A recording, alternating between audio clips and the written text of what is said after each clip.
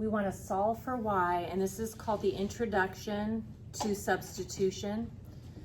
And what we're going to do is replace the x with the number 4. In general, if you're solving using substitution, your goal is to create one equation that only has one type of variable in it. In other words, all x's or all y's.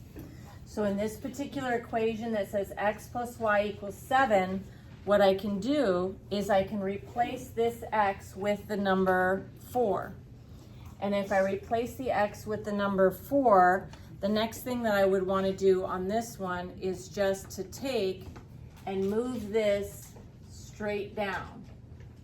Okay, so I now have 4 plus y equals 7, and my new equation only has y's in it. To finish solving, to get the y by itself, I'm going to get rid of this add 4. And to do that, I would subtract 4. What I do to one side of the equal sign, I'm going to do to the other side. And so y is by itself, and 7 minus 4 is equal to 3. If you wanted to double check, I could replace the x with 4 and the y with 3, and 4 plus 3 is 7. Okay, so let's look at one more here. If my goal is to find x, I'm going to make a substitution. So I'm going to replace this y with the number 20. So if I make that substitution, turning that into 20, then everything else is going to stay the same.